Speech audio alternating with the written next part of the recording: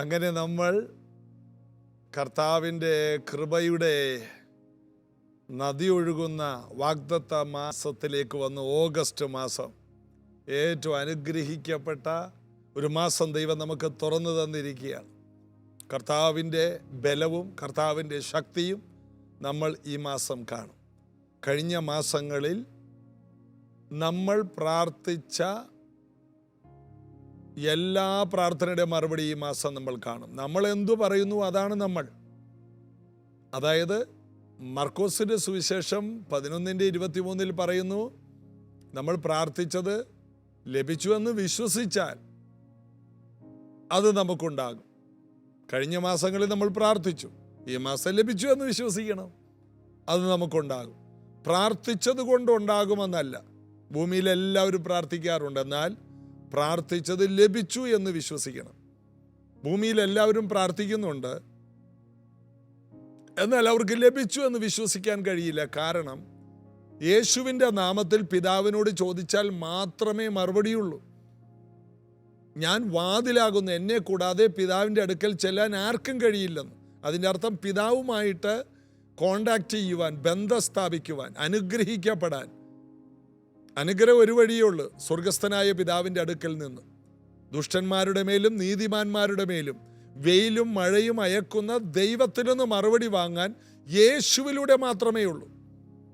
അതുകൊണ്ട് വിശ്വാസം എന്ന് പറയുന്നത് യേശുവിലുള്ള വിശ്വാസമാണ്. ആരെങ്കിലും വിശ്വസിച്ചതല്ല, മധ്യസ്ഥന്മാരെ വിശ്വസിച്ചതല്ല, ഏതെങ്കിലും ജനിച്ച കാലം മുതൽ ഇന്ന് വരെ ഒരു ദൈവത്തെ അറിയാവുന്ന ഒരു ദൈവത്തെ വിശ്വസിച്ചതല്ല.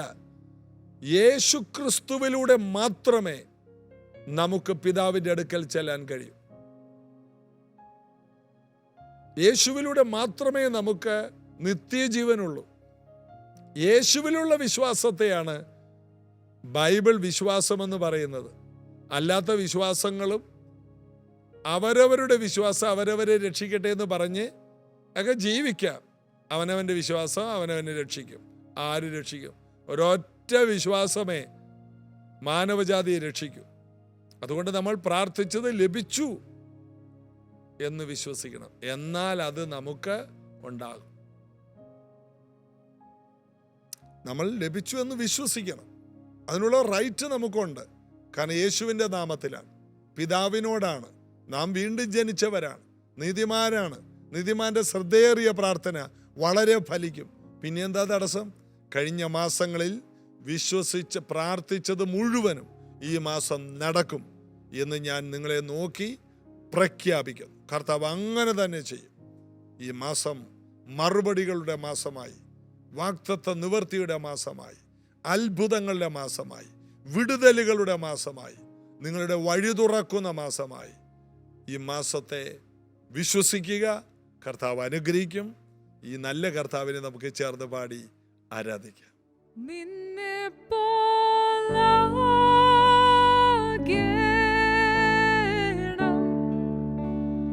നിൻമുഖം കാണണം,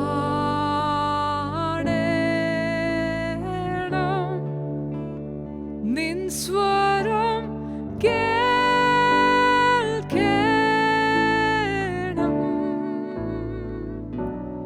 നിന്നിൽ ചേർന്നു ജീവിപ്പാൻ നിന്നെ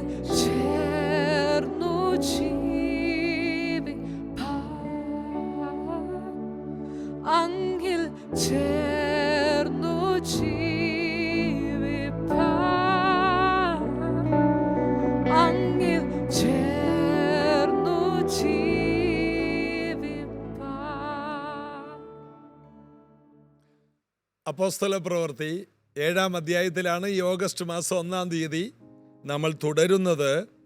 അതിൽ നമ്മൾ 9-ാം വാക്യം വരെ നമ്മൾ വായിച്ചതാണ്. ഗോത്രപിതാക്കന്മാർ ജോസഫിനോട് അസൂയപ്പെട്ട് അവനെ മിസ്രൈമിലേക്ക് വിറ്റുകളഞ്ഞു. ഗോത്രപിതാക്കന്മാർക്ക് അത്രയൊക്കെ ചെയ്യാൻ പറ്റിയുള്ളൂ. എന്നാൽ അത് ദൈവത്തിൻ്റെ വഴിയായിരുന്നു. മറ്റുള്ളവർ നമ്മോട് അസൂയപ്പെടുമ്പോൾ നമുക്കൊരു പുതിയ വഴി തുറക്കുകയാണ്. മറ്റുള്ളവർ നമ്മെ ഒതുക്കാൻ നോക്കുമ്പോൾ നമുക്കൊരു പുതിയ വാതിൽ തുറക്കുകയാണ്. അതുകൊണ്ട് ദൈവം അതിനകത്തൊന്നും ഇടപെടാഞ്ഞത്. ജോസഫിനെ വിറ്റ സമയത്ത് ദൈവം ഇറങ്ങി വന്ന് പറഞ്ഞോ ജോസഫിനെ വിൽക്കരുത്? പറഞ്ഞോ? ഇല്ല. ജോസഫിൻ്റെ വസ്ത്രം വലിച്ചൂരുമ്പോൾ, അവനെ പൊട്ടക്കിണറ്റിലിടുമ്പോൾ ഇടരുതെന്ന് ഒരു ദൂതനെ അയച്ചു പറഞ്ഞോ? ഇല്ല. ജോസഫ് ദൈവത്തിൻ്റെ വലിയ പ്ലാനാണ്. എന്തുകൊണ്ട് ദൈവം മൗനമാകുന്നു? ദൈവം മൗനമാകുമ്പോൾ ഓർക്കണം, എന്തോ അത്ഭുതങ്ങൾ വരുന്നുണ്ട്. ദൈവം മൗനമാകുമ്പോൾ നമ്മെ എന്തോ അനുഗ്രഹത്തിലേക്ക് കൊണ്ടുപോവുകയാണ്. എത്ര പ്രാർത്ഥിച്ചിട്ടും ദൈവം സംസാരിക്കുന്നില്ല, എത്ര കരഞ്ഞിട്ടും ദൈവശബ്ദം കേൾക്കുന്നില്ല. ഭാരപ്പെടരുത്. നാം ദൈവത്തിൻ്റെ റൂട്ടിലാണെങ്കിൽ എന്നോട് ദൈവം സംസാരിക്കുന്നില്ല, ഭാരപ്പെടണ്ട, ദൈവം സംസാരിക്കും. ദൈവത്തിന് സമയമാകുമ്പോൾ ദൈവം സംസാരിക്കും. നാം ദൈവത്തിൽ ആശ്രയിക്കണം. സ്വന്തം പുത്രനെ ആദരിക്കാതെ നമുക്കെല്ലാവർക്കും വേണ്ടി തന്നവൻ അവനോടുകൂടെ സകലതും നൽകാതിരിക്കുമോ? ജോസഫിൻ്റെ സഹോദരന്മാർ, ഗോത്രപിതാക്കന്മാർ അവനോട് അസൂയപ്പെട്ട് അവനെ മിസ്രൈമിലേക്ക് വിറ്റുകളഞ്ഞു. അടുത്ത വാക്യം, എന്നാൽ 10-ാമത്തെ വാക്യം, എന്നാൽ ദൈവം അവനോടുകൂടി ഇരുന്നു. എപ്പോഴാണ് ദൈവം അവൻ്റെ കൂടെ ഇരുന്നത്? പൊട്ടക്കിണറ്റിൽ കിടക്കുമ്പോഴും അവൻ്റെ കൂടെയുണ്ട്. അവൻ്റെ വസ്ത്രം ഊരുമ്പോഴും അവൻ്റെ കൂടെയുണ്ട്. അവനെ 20 വെള്ളിക്കാശിന് വിൽക്കുമ്പോൾ, അവൻ വാവിട്ട് നിലവിളിക്കുമ്പോൾ, അവനെ കൈകെട്ടി കൊണ്ടുപോകുമ്പോൾ, അച്ചാച്ചന്മാർ നോക്കി നിൽക്കുന്ന സമയത്ത്, ഏങ്ങലടിച്ച് കരയുമ്പോൾ, ജോസഫിനെ കൊണ്ടുപോകുന്ന ആ സമയം, ഉറക്കെ ഉറക്കെ നിലവിളിച്ചുകൊണ്ട് ജോസഫ് പോകുമ്പോൾ ദൈവം അവൻ്റെ കൂടെ. ദൈവം മിണ്ടിയില്ല. ദൈവം സംസാരിക്കാത്ത നിശ്ചലമായ സമയങ്ങൾ. ഒരു ഇരുമ്പിനെ ആലയിലൂടെ കയറ്റി, തീയിലൂടെ കയറ്റി ഇറക്കി ഉരുക്കായുധമാക്കി മാറ്റുന്നത് പോലെ കൂടെ ഇരിക്കുന്ന ദൈവം അവിടെ എന്ത് ചെയ്തെന്നാണ്? എന്നാൽ ദൈവം അവനോടുകൂടി ഇരുന്ന് സകല സങ്കടങ്ങളിൽ നിന്ന് അവനെ വിടുവിച്ചു. സകല സങ്കടങ്ങളിൽ നിന്നും. ജോസഫിന് എന്തെല്ലാം സങ്കടമുണ്ടായിരുന്നു. അപ്പനെ കാണുന്നില്ല, നന്മകൾ നഷ്ടപ്പെട്ടു, അനുഗ്രഹങ്ങൾ നഷ്ടപ്പെട്ടു, എല്ലാം അവന് നഷ്ടപ്പെട്ടു. അവൻ എന്തെല്ലാം സങ്കടമുണ്ടായി. ചെയ്യാത്ത തെറ്റിനെ ജയിലിൽ പോയി എല്ലാ സങ്കടങ്ങളിൽ നിന്നും വിടുവിച്ചു. പലരും വിടുതൽ പ്രാപിച്ചാലും സങ്കടത്തിൽ നിന്ന് വിടുതൽ കിട്ടാറില്ല. രോഗം മാറിയാലും ആ രോഗത്തിൻ്റെ സങ്കടം, കടം മാറിയാലും കടത്തിൻ്റെ സങ്കടം, കുടുംബജീവിതം തകർന്നതാണ് പുനരാരംഭിച്ച്, എന്നാലും പഴയത് ഓർത്തുകൊണ്ടിരിക്കും. സങ്കടത്തിൽ നിന്ന് ചിലർ പുറത്തു വരില്ല. ദൈവം മറക്കുമാറാക്കുന്ന ദൈവമാണ്. ചിലർ മറക്കില്ല, കയ്പോടെ ജീവിക്കും. അത് ഓർത്തുകൊണ്ടിരിക്കും. ഉള്ളിൽ മുഴുവനും കയ്പായിരിക്കും. അതൊരു ശാപമാണ്, അതൊരു പിശാചിൻ്റെ തന്ത്രമാണ്. എന്നാൽ ദൈവം എല്ലാം മറക്കുമാറാക്കിയെന്ന്. അതുകൊണ്ട് മൂത്ത മോന് ജോസഫ് മനശ്ശെ എന്ന് പേരിട്ടു. മൂത്ത മോൻ്റെ പേര് മറന്നുപോയി, പഴയത് മറന്നുപോയി, ജയിലിൽ കിടന്നത് മറന്നുപോയി, ചതി പറ്റിയത് മറന്നുപോയി, ചതിച്ചത് മറന്നുപോയി, മറ്റുള്ളവർ സഹോദരന്മാർ പീഡിപ്പിച്ചത് മറന്നുപോയി, 20 വെള്ളിക്കാശിന് വിറ്റത് മറന്നുപോയി, എല്ലാം മറന്നുപോയി. സഹോദരന്മാരെ കാണുമ്പോൾ സങ്കടമാണ് വരുന്നത്, സ്നേഹമാണ് വരുന്നത്, വൈരാഗ്യം വരുന്നില്ല. ഓഹോ, എന്തു ഭയങ്കരമാണല്ലേ! വൈരാഗ്യം തോന്നുന്നില്ല. സഹോദരന്മാരെ കാണുമ്പോൾ വൈരാഗ്യമില്ല. അവരെ ഗോശാൻ ദേശത്ത് ഏറ്റവും നല്ല സ്ഥലത്ത് പാർപ്പിക്കുകയാണ്. മിസ്രൈമിലെ ഏറ്റവും VVIPകൾ പാർക്കുന്ന സ്ഥലം.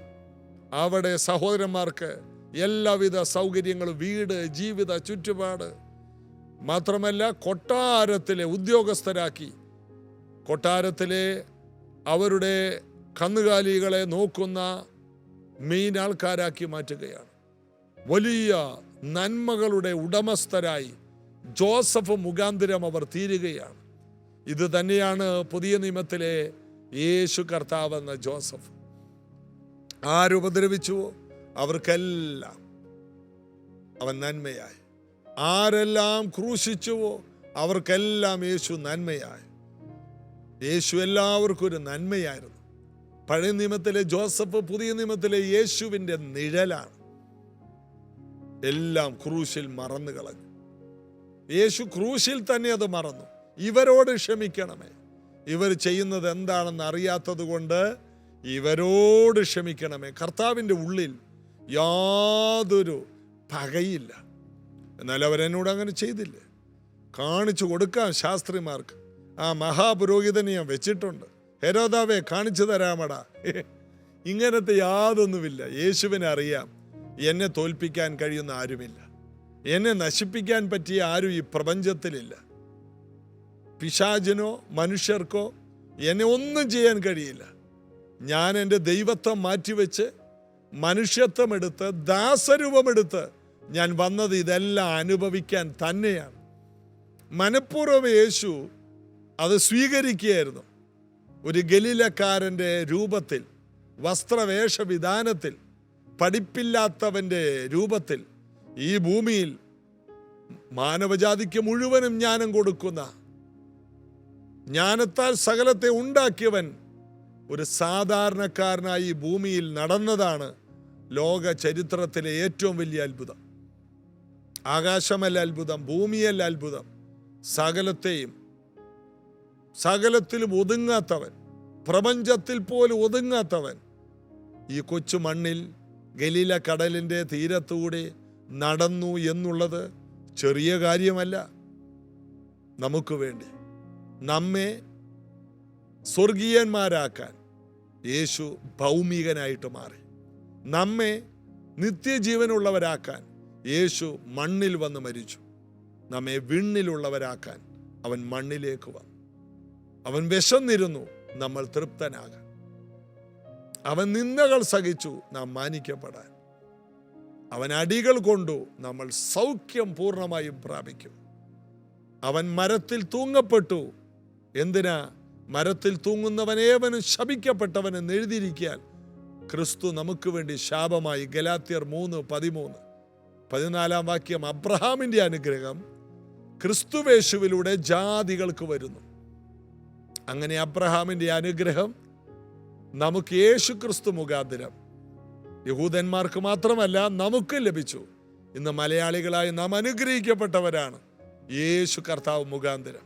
ഇതാ ജോസഫ് മുഖാന്തരം സഹോദരന്മാരെല്ലാവരും സമ്പന്നരായി.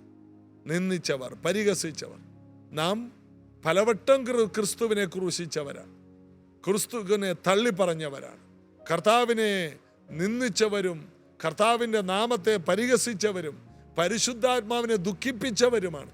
എന്നിട്ടും നമുക്ക് ഗോശാൻ ദേശം ഏറ്റവും മനോഹരമായത് കർത്താവ് നമുക്ക് വേണ്ടി കരുതി വെച്ചു. ദൈവം നല്ലവനാണ്, യേശു നല്ലവനാണ്.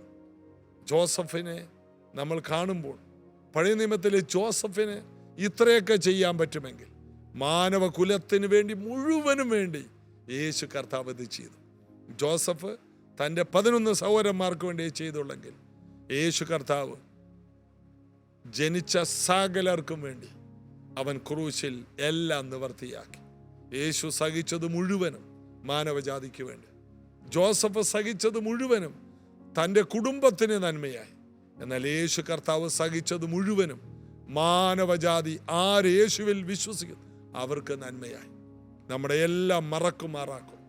നമ്മൾ യേശുവിനോട് ചെയ്തതെല്ലാം മറക്കുന്ന മനശ്ശെ, യേശുവിന് അങ്ങനെ ഒരു അനുഭവമുണ്ട്. മനശ്ശെ എല്ലാം മറന്നുപോയി.